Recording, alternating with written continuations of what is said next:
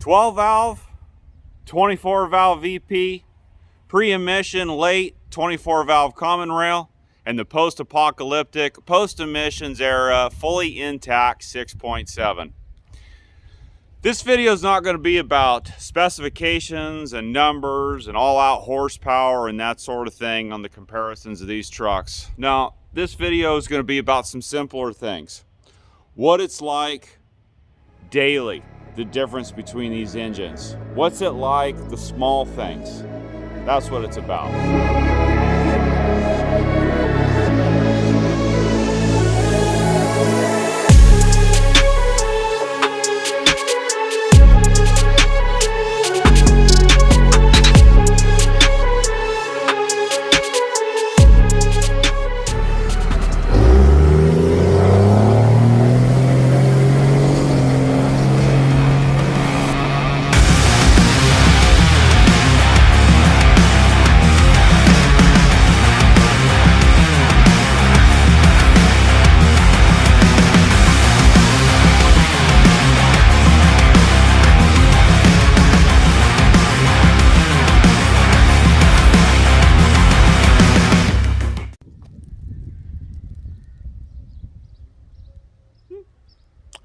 Not bad for a Sunday morning, huh?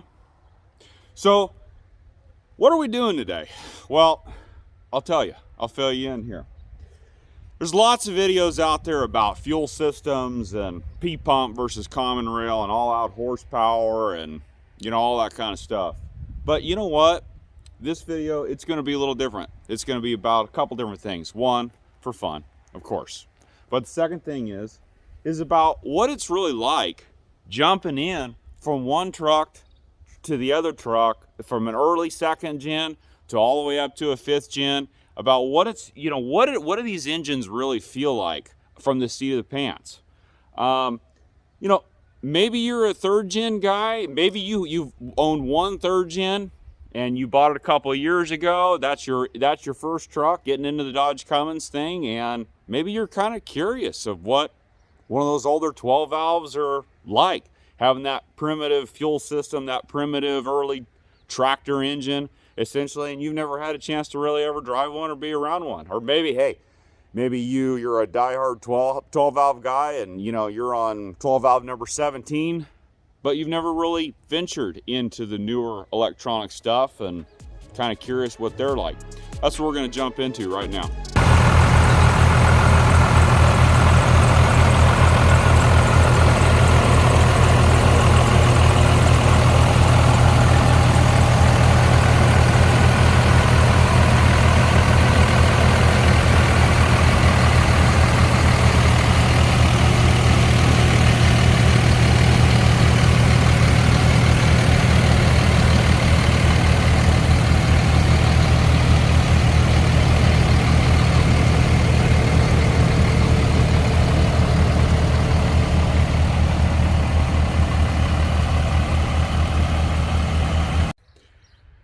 Now here's one for you.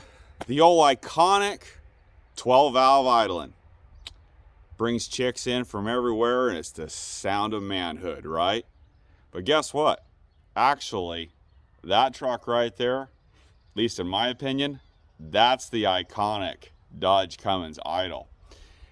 Something about the 20, it's not the injection pump, it's something about the valve train in the 24 valve. It's got just a slightly more metallic tone to it than the older 12 valves, and in my opinion, that's the truck that really has the commanding idle. But as you can see from that last little clip, is working through the 12 valve, the 24 valve VP, those trucks are loud, so when you get in them, you hear them from the driver's seat. They're loud trucks.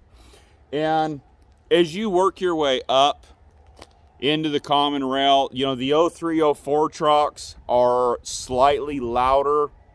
They're way quieter than a VP, but they're just a little bit louder than the later 04.5 common rail 5.9 pre-emission. And the reason for that, is my understanding, is you don't have the in-cylinder EGR, and the pilot injection is a little bit different. So you get a little bit more of a Cummins sound or Cummins idle out of those early trucks, but you know, they really quiet down in the 04.5 to 07, and to where, you know, really trying to appeal to the crowd that didn't necessarily, you know, progress or whatever, of more refinement, more comfort, more not so much noise in the cab, and all the way up to the 4th and 5th gens. The thing is the 5th gen is incredibly quiet. I mean, inside the cab, they are so quiet. You know, you go all the way back here to a 12 valve, especially with a straight pipe. They're loud trucks, is the truth. But yeah, you know, that's probably one of the biggest differences just starting out on is the sound of these trucks. A 12 valve is, I kind of compare a mechanical 12 valve really a lot to like a carbureted gas engine. Guys that have, you know, gas engine history and stuff under their belt, you can really kind of consider or relate a 12 valve mechanical engine to a carburetor. One thing is the on cold mornings, the idle is low. They, you know, combustion is weak, cylinder combustion chambers are cold, so combustion is not strong and oil's thick and everything. A 12 valve will have a definitely dropped idle as it starts to warm up to compensate for that.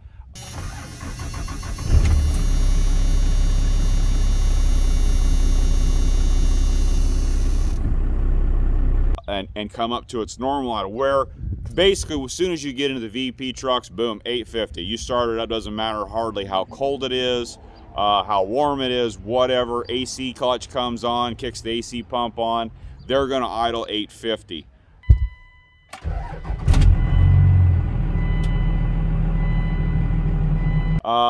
The common rails, same thing. All of this, you know, idle is as smooth as butter, right where it needs to be. Idle actually comes down a little bit in the newer trucks to help with quieting them down, approximately about 100 RPM.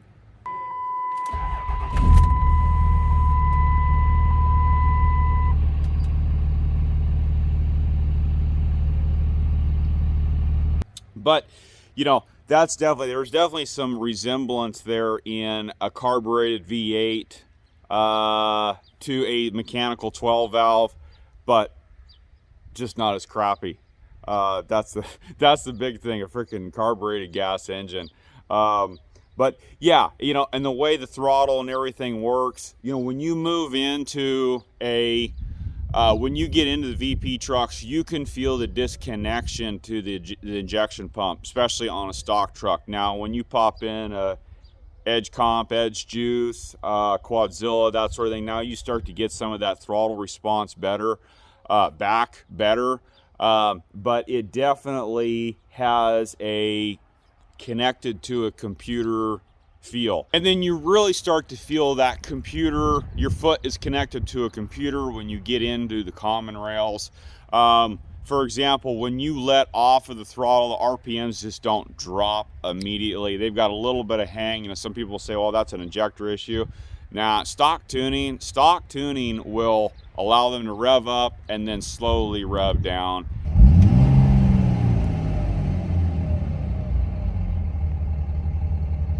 And then you start getting into all the torque management stuff that, you know, 01, 02 VP trucks have, and all the automatic trucks. And I would like to add that for a good comparison, all of these are automatics. And I did that for the reason of to try to have the closest comparison, because we're talking about the way these trucks feel engine wise, what you notice jumping from one to the next and taking off down the road. That's really what we're focusing on here. And that brings up the next is, you know, because of these, all four of these are automatics, and we can touch on transmission tuning, because transmission tuning, the way a transmission shifts, an automatic, is a big part in the way that these trucks drive, huge part. And unfortunately, the old 12 valve back there with a bone stock 47 RE, that's a 96, it is definitely less than desirable. It doesn't lock up until 4th gear, and it unlocks when you remove overdrive. You hit the overdrive lockout button. When you get past about not even quite 3/4 throttle, the converter will unlock in third gear. Very annoying. I guess the reason, my assumption is the reason for that is because when you've got a bone stock 180 horse P-pump 12 valve, you don't have a lot of power on tap.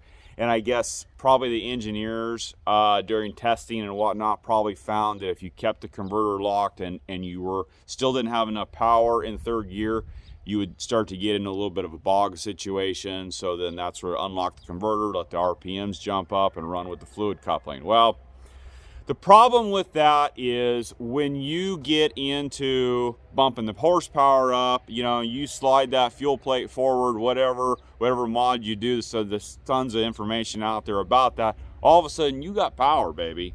You got power. So now that becomes extremely annoying. Now you've got more horsepower applying more heat to that fluid coupling. That's the other thing, is all of a sudden temperatures can go flying up due to that unlocked converter. So I found it a couple times. I've taken it to the mountains and pulled the hill. That's a little bit troublesome, is that unlocking in third gear. Now, when you get into the VP trucks, I don't have a lot of experience to be honest with you, for the 98.5 to 2000, that range. But I can tell you what, this one is way better. Stays locked in third. Now this truck, I don't know why, and there isn't a lot of rhyme and reason to it. This truck goes 1, 2, 3, locks up, then will unlock momentarily, go into fourth gear, into overdrive, and relock. Not a lot of them are that way. Most of them go 1, 2, 3, 4, and then lock into overdrive. I don't know, PCM is programmed. It's always been that way since it was new and it's stock. But regardless of that, that is nice because it's like tow haul and a common rail. And I've talked to a lot of guys. Some guys have second gens that have that shift pattern, but most of them have the 1, 2, 3, 4 lockup. So that is a huge plus, I think, to that truck, and maybe even that truck specifically, trying to find that in one when you're shopping for one on the used market. But yeah, it will not unlock in third gear. You can put her to the floor, and as long as she'll hold RPM, it will stay locked up, because that's a 235 horsepower truck. So I guess the engineer said, we got the ponies on board, so let's go ahead and leave her locked up. Works for me because it is a lot better. Now, common rails, they get quite a bit better. The transmission tuning in them is quite a bit better. They've got more features. You've got the tow haul mode as an additional feature. Early automatic third gens I don't have a whole lot of experience with, so I know they're a little bit different. Their tow haul mode is a little bit different than the later ones. You can lock out overdrive, you can put her in tow haul. And overall, the 48RE is a better transmission anyway. That is a big plus. I mean, they are quite a bit more reliable than the older 12 valve stuff, and even into the later second gens of the VP trucks. And of course, that's a completely different animal over there, being an ASIN. I love the ASIN. For the most part, I love the ASIN. You know, we're not going to get into all that because this is a little bit more of a comparison. But fantastic transmission. I don't have a whole lot of experience with the 68 RFE, but the few that I've ridden in, they feel more like a 48 RE with more gears and whatnot. The ASIN is a completely different beast. It locks up in second. First gear is extremely low. You got a momentary pause as the ECM pulls fuel out. You go into second gear, and then it applies lockup, and you stay locked all the way through the rest of the shifts. That's why it is such a good towing transmission and performs so well with weight behind the truck. Now, here's a big one. I said we were going to talk about horsepower, but stay with me what I'm getting at here. Horsepower does matter in the way that it's made. The torque curves of these engines is probably one of the biggest difference from one to the next and whatnot. To give you I'll tell you a quick little story. When my wife, when we got her 06, and it was bone stock and 320, it was an 06, 325 horse, 610. And my son, he's in the back seat, and we're cruising along on a 2-lane road, and we got a slow poke in front of us, and my wife's driving because it was her truck. We just got it. And she punches it and goes flying around this car and jumps up from 48 or whatever up to 65 pretty darn quick. And my son, he's about 11, he asks, he says, "Hey, Dad, will a R12 valve do that?" Because we had just been driving it the day before, and I said, nope, no way. Even a slightly mildly modded 12 valve will not run with a bone stock 325 horse common rail. And that has to do with the governor. A lot of that has to do with the governor. This truck here, this has just simply, I'm pretty sure it's just the stock fuel plate slid forward. That truck's got power from like 1400 RPM to 2000. That's it. The factory governor in a 12 valve starts pulling fuel like 2150, 2200 RPM. And as the RPMs go up, sure, it'll rev, I think 3000, 3200. It'll go there, but it'll have no power. As you climb RPM, that spring, the governor with the springs and everything in it, it will continually pull more and more fuel out as it controls horsepower to try to keep the engine from over revving. So a stock 12 valve falls on its face past like 2250, 2300 RPM, falls on its face. That's the truth. That's why the 3K governors, the 4K governors, that's why that stuff is so popular, to make that sucker fuel hard. But you got to be careful, especially with a standard transmission. You can't be an idiot and over rev it and start floating valves and everything. Where a VP truck, it's a little better. It will fuel to 2700 RPM. They fuel a lot better to 2700 RPM. That's what's nice about a VP truck. And its torque curve though is like a 12 valve. It comes on early, it comes on hard, and fuels hard on the bottom end. That's why I say, VP truck really is like it thinks it's a common rail, but it drives like a 12 valve. And then with a Edge drag comp is really the one. Edge Hot Juice and the Quadzilla, you really can pull hard, up in that upper RPM range. Not quite like a common rail, but it will pull hard. And then this is where the biggest change is. We go to a common rail setup with a CP3 and everything, and now the control the ECM has over the engine, over RPMs, over fuel curve, all that makes the common rail so fun to drive. You've got power from 1500 RPM all the way to 3200. I mean, they like to rip in the top end. That's what's so cool about them. That's why they're so fun, why they're so popular, and is the biggest plus to a common rail engine is how they run in the top end, in my opinion anyway. And then the old post-emission 6.7. Well, someone commented recently about how it would take tens of thousands of dollars to make that 5.9 common rail run with a stock intact 6.7.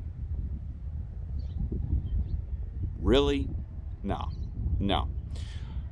My 04, as if most of you know, if you're following my channel, the 04 with the flatbed, the dually, and the 22 are my two work trucks. And they pull the same trailers with the same load, switching back and forth. So I got quite a bit of seat time at this point, pulling stuff around.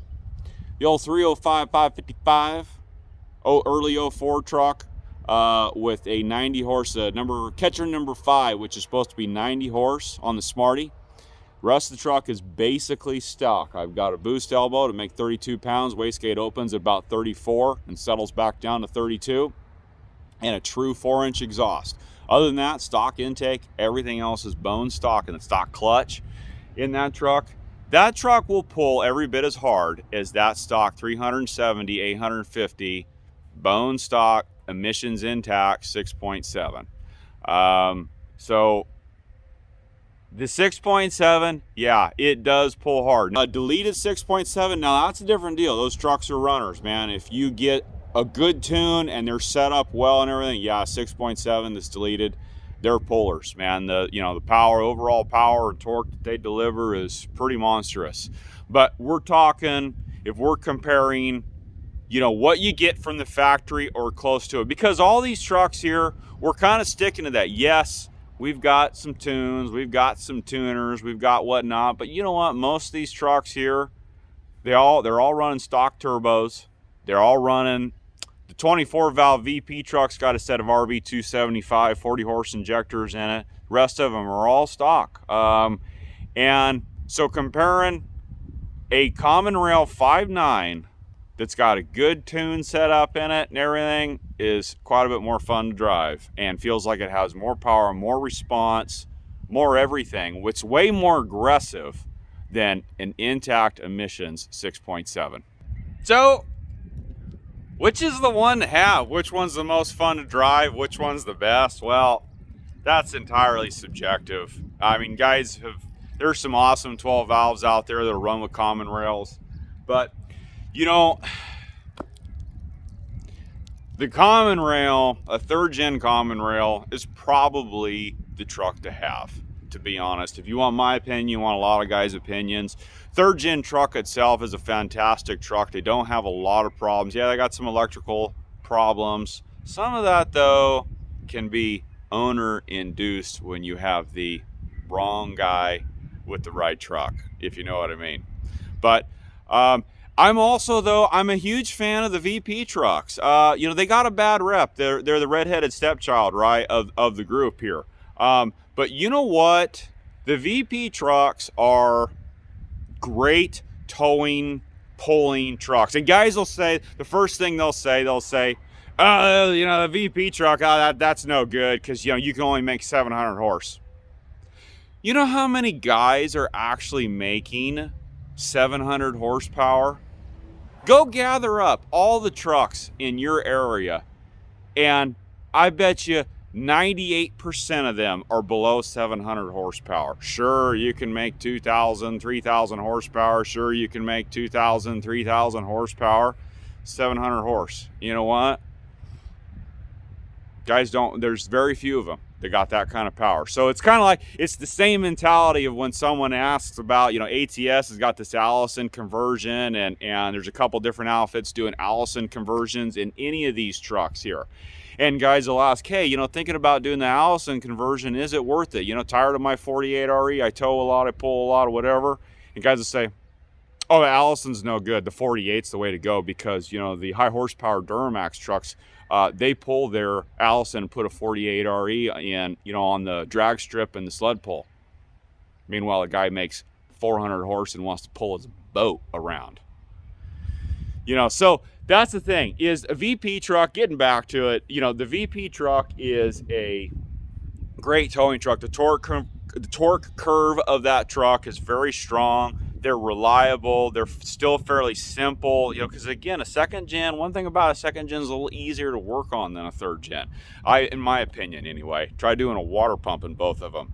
But yeah, so that's a great truck. Don't pass up on one if the right one comes along because you think you got to have a common rail, or you think, oh, if it's a 2nd gen, you got to have a 12 valve. And you just got to have your fuel system set up right. You got to have a fast, you got to have an air dog, you got to have something that's good. Or the new fleece in tank I think is a great way to go. Having good fuel delivered to the VP, they'll go for a long time. Sure, they won't last like a P pump. Sure, you'll have to do a VP every 150,000 miles, but they're cheap. They're cheap pumps. They're what, $1,000, $1,200 exchange? That's cheap, is the truth. I mean, look what a set of injectors costs for a common rail. You're $2,500 for a reman set of stock injectors, and you want some performance goodies on those injectors, you're headed uphill, buddy.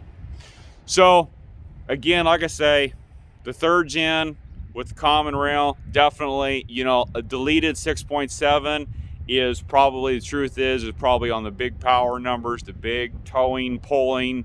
Yeah, 6.7 deleted. Now, you know, you look at these 5th gen horsepower numbers, the HO 6.7, they're monsters too. So I mean, you know, the deleted thing, the new trucks are big power makers. They just deliver power differently. You know, a good way to describe the way an emissions intact, a post-apocalyptic, post-emission 6.7, the way it delivers power is very civilized. It won't come on quick because it's got to control that soot load, that smoke load. But when it comes on, then it will come on hard and you got a window of power. The old trucks, when they're tuned and set up right, they roll a little bit of smoke, not much, clean right up, slap you in the face, and you're burning rubber. So there we go. There's the rundown on differences of daily driving, differences of how these trucks are. Comment below. You tell me, what do you think is the best all-around truck? What do you think? And tell me why. I want to know why. And hey, hit that like button. Please hit the subscribe button if you haven't. You know what? If you're enjoying my videos, if you watch more than 2, you need to be subscribed and tune in for the next one. Hey, I'll see you.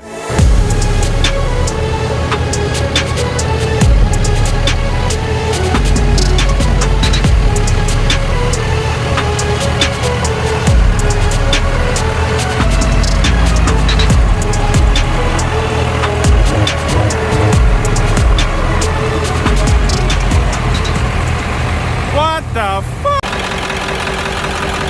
Ooh, free diesel.